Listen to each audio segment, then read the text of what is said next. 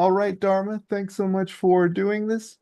My first question that I have for you is, just tell the audience a little bit about yourself, how you got started in, UW and what you do as a researcher professor. Okay. Well, my name is Dharma Dailey. I'm currently an assistant teaching professor at University of Washington Bothell in computing and software systems in the School of STEM. And what I do for research is my expertise is in something called human-centered design. And I support people to think about how humans interact with technology, how humans are represented in data, how to think about the human dimensions of technology and data science. Mm-hmm. So, like, what is the research shown in terms of like you said, human like design, like what does that sort of show, I guess? Okay, so there's a really rich and long history of people trying to understand how humans can and should and might interact with technology of different kinds. So you can start the clock, start thinking about this lineage of how we understand humans' relationship with technology in that very practical engineering way of what do we build and how do we build and how should what do we want to ask of people that are engaging with technology. You could start in a lot of places. I think about it as something that starts around the time of the First World War. So something around the, maybe even earlier than that. But certainly by the time that you start having things like airplanes, as for example, which happened about 100 years ago, right? A 100 years ago and change, we start doing things like building airplanes, which are very complicated technology that require a lot of the people that are going to be flying them. And so you need to start getting very systematic when you're dealing with a technology like that, to think about what are the procedures and practices that are going to enable a human being, to actually fly, right? And so there's a whole bunch of different fields of research that have come from that practical trajectory. One is the field of ergonomics. So you think about somebody sitting in an airplane, flying that plane, maybe across a transcontinental trip, right, from from the America to Europe or somewhere else, right, where somebody's going to sit there, and you're thinking, wow, what kind of a seat is going to be really comfortable for this person who's going to be flying a really long time. So that's the field of ergonomics, right? So things like that. And then there's these cognitive and cognitive dimensions. So what do we need to train pilots to do? And what are they going to remember? What will become rote memory, like riding a bicycle? What are things that people will have to look up and recall? And we could put in a manual. These are kind of the cognitive dimensions or learning dimensions of working with technology. Then there's the social dimensions, right? So there's a whole things like, should people be flying at all? Do we want people to fly? Or things that, well, what kind of impact is this going to have? What kind of economic opportunities are there going to be? There's all of these different threads that matter, right? And so the cool thing about human-centered design is that it can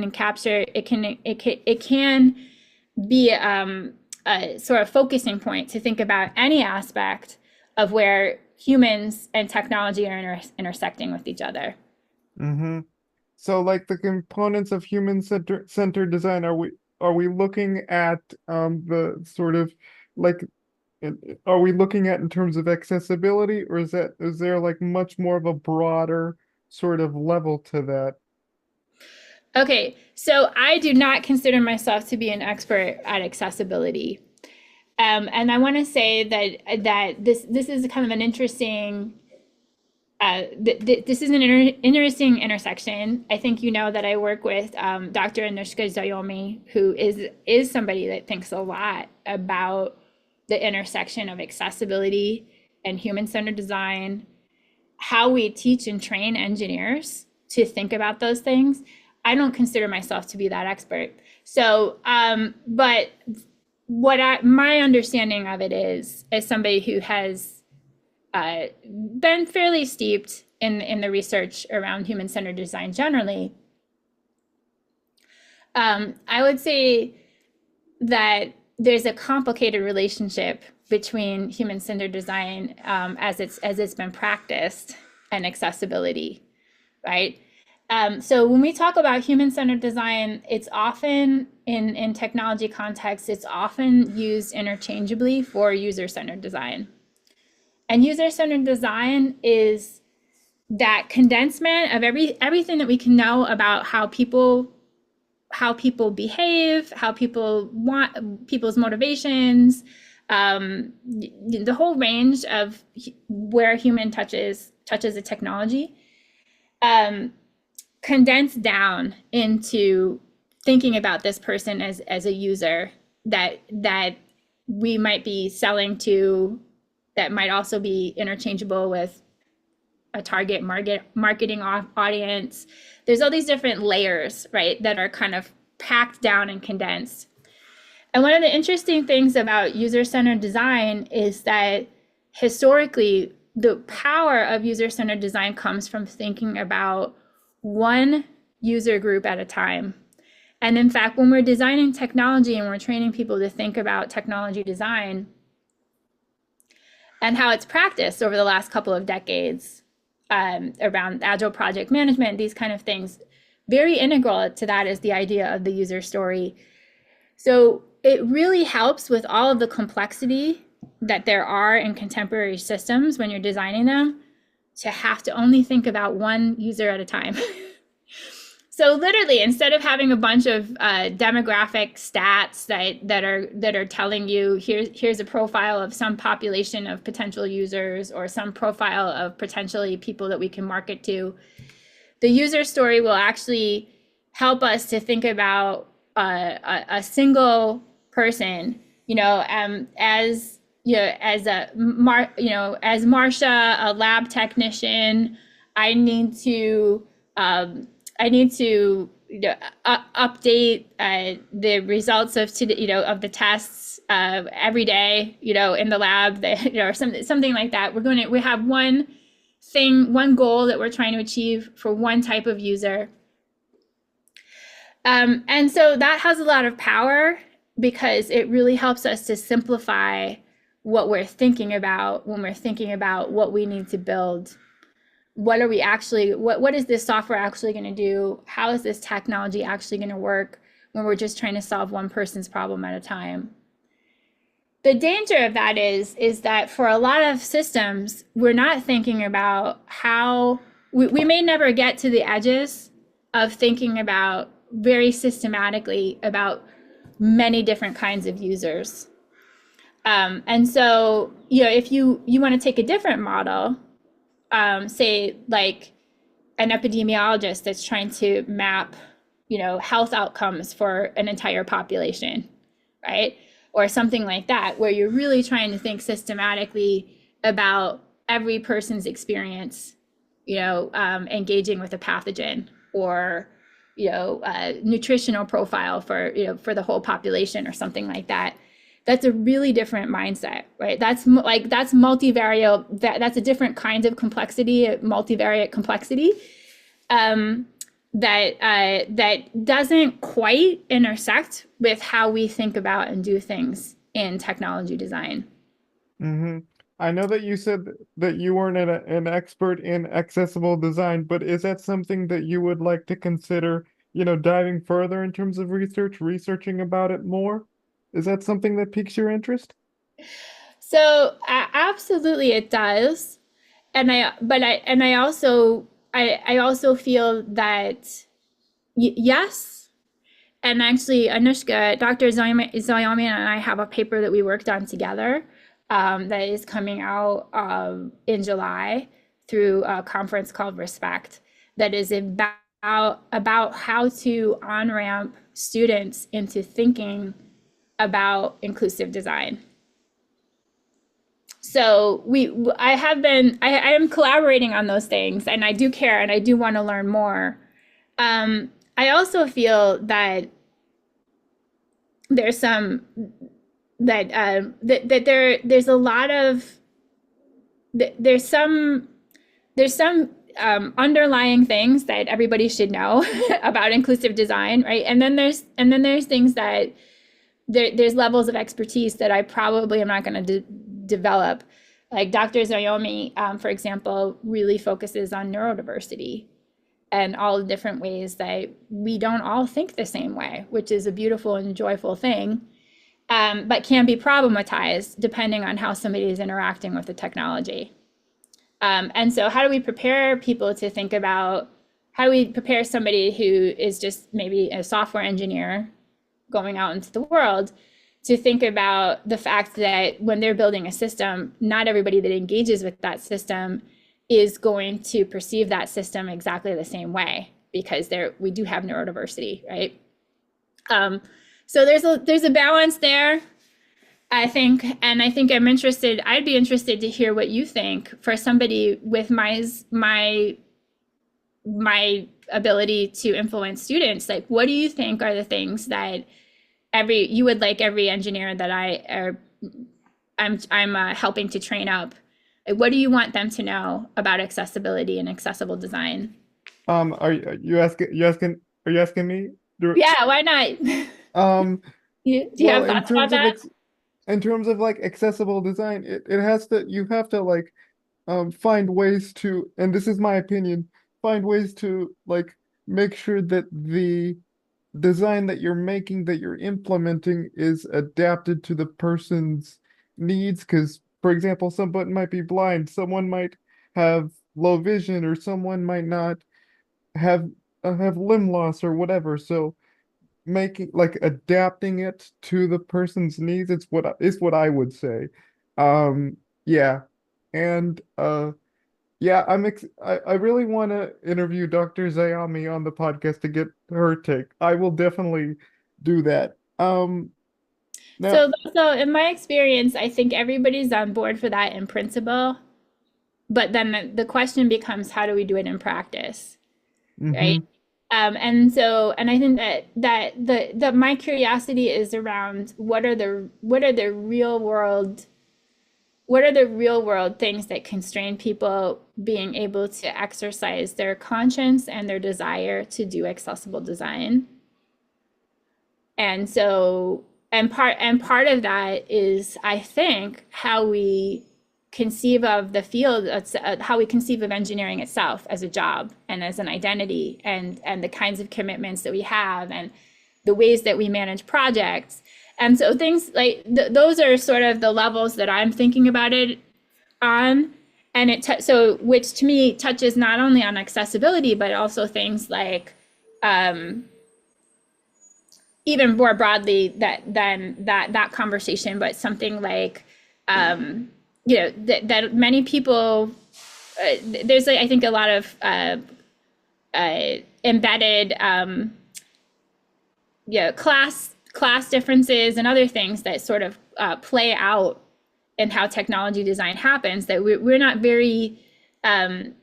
always really great at thinking through in engineering because it's not part of our training. It's not part of our mandate. yeah. My next question is, in terms of like the classes that you teach at in your particular area field, what sorts of things do you sort of uh te teach your students? And like do you have like graduate students that learn about what is it, inclusive design? Yeah.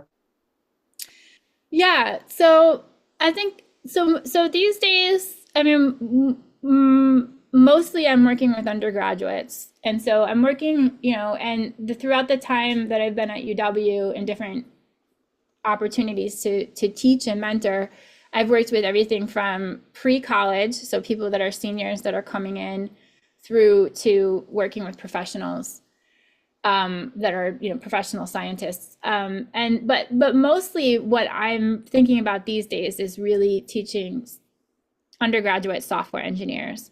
and where does inclusive design what can we bring into the traditional training for software engineers that prepares people in the ways that industry expects them to be prepared, knowing that the field of user-centered design as it has been conceived of does not does accessibility is kind of a tack on, and other kinds of inclusivity is kind of a tack on.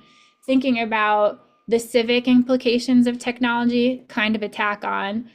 So we're there's a very constrained way that we think about people that we in when it comes to preparing people to think about people from an industry perspective.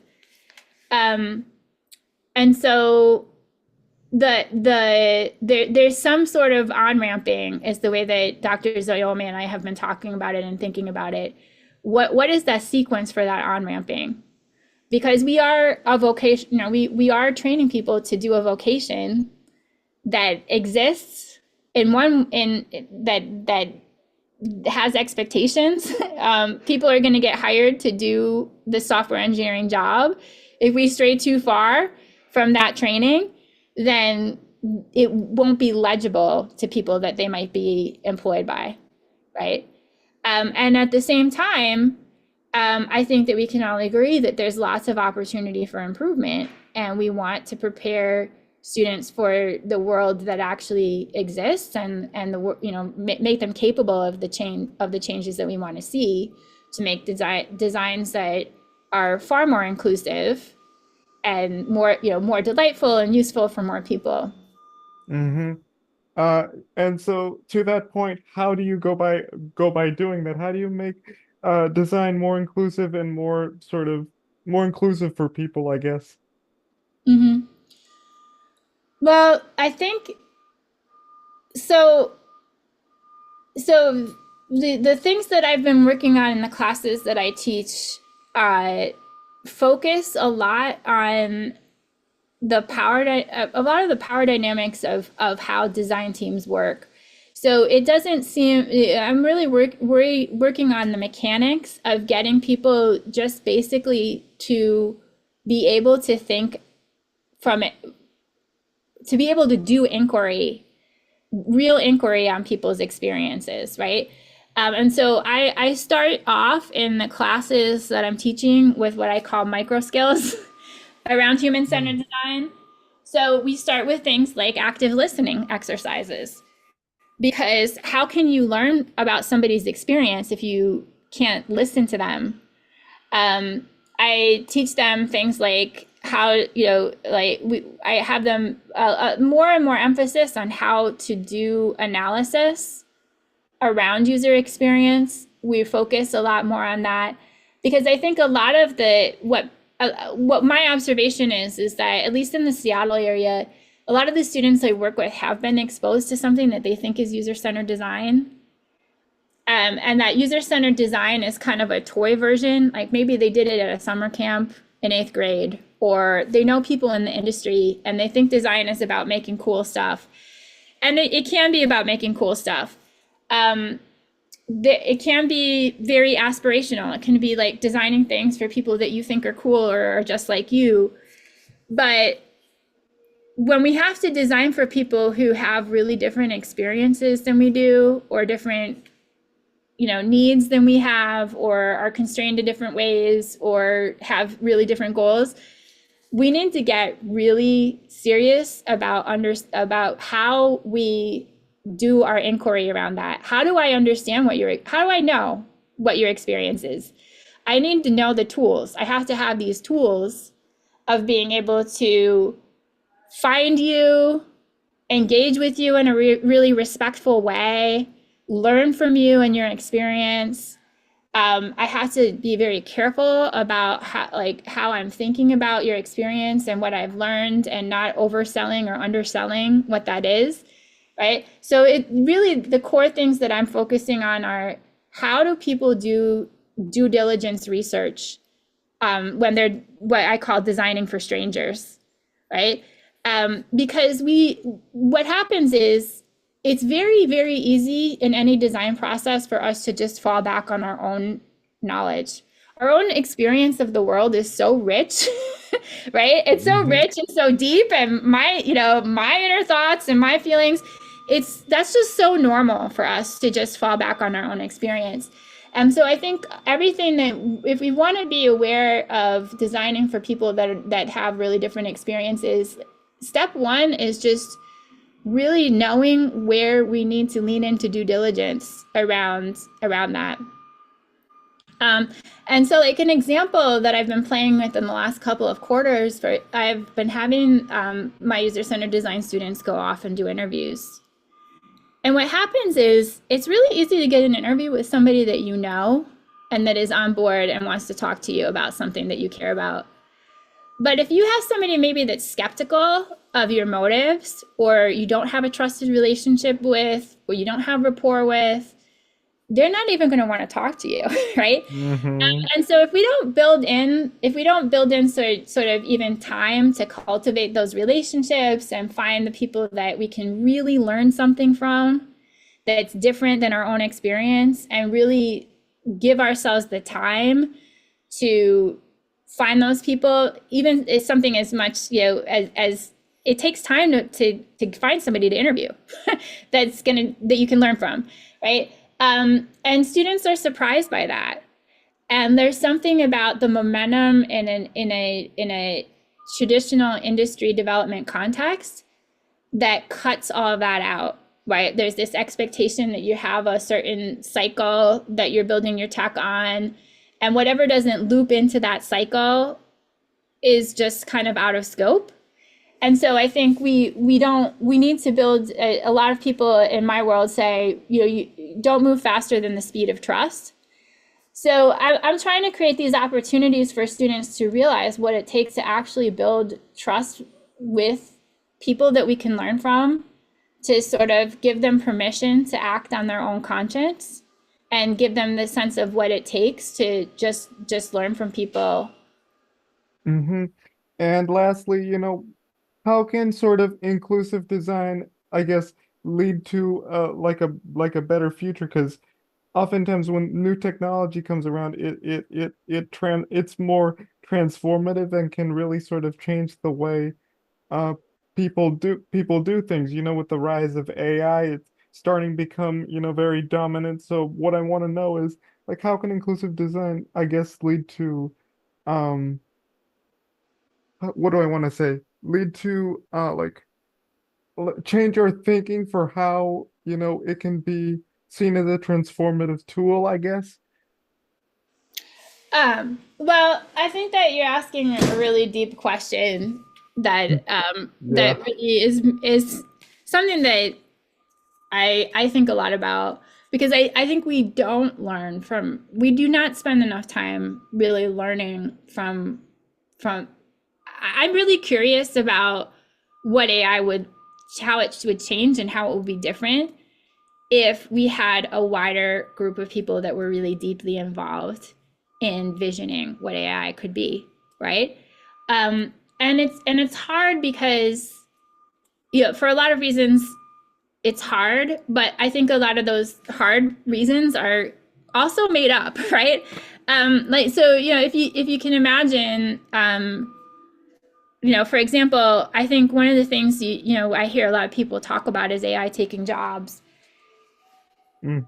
And there's no reason that, there's a narrative about that, because the people that are involved in AI right now, that's what they want to use it for.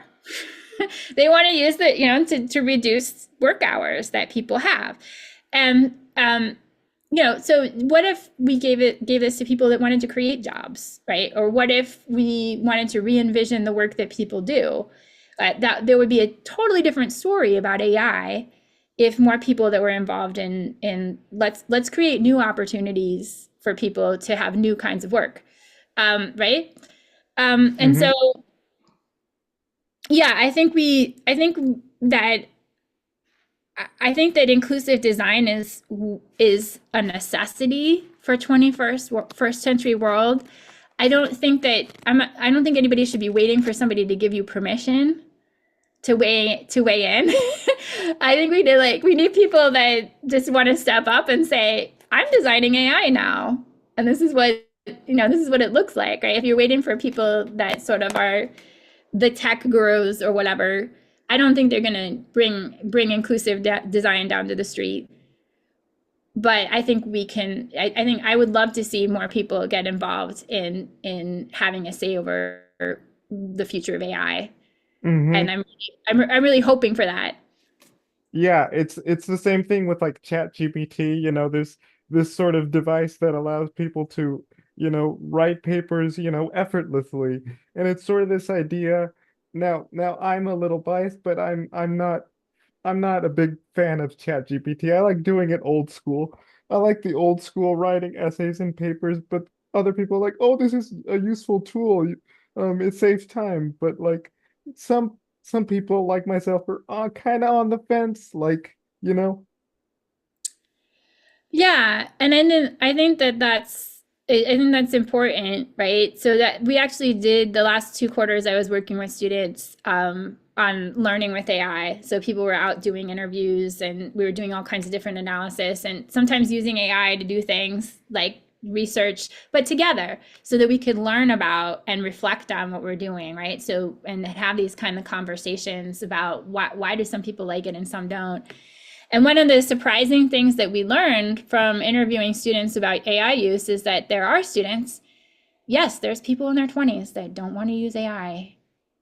And it wasn't everyone, because when we're talking about software engineers, we're talking about people that and software engineering students especially, they have a strong identity formation that's happening around being people that know about tech and can be the go-tos, right? So I want to be known as somebody that's really technically proficient, whatever the latest thing, I know about it, and I think it's great, and it's a difficult counter narrative to have, right? Hmm. Um, but there are students out there, and they weren't everyone. It's not every single student that wanted to engage with us. And I suspect that there's probably a lot of students that just didn't want to talk to software engineering students about their skepticism about AI. And yet, if when we don't make the effort to learn from people that have really different ideas about systems than we do, then we're missing opportunities to improve systems that we're missing that kind of insight that comes from really getting together with people and being like, I have no idea why you think that. Like, why are you thinking that, right? What is on your mind that you need to actually write out this essay by hand, with an ink and a pen and an inkwell or whatever it is that you do as your process? Why is that valuable to you? We do better. I think we always make better products and systems and services that are more inclusive and more useful for everybody if we're willing to seek out those kind of counter experiences and counter perspectives. Hmm. All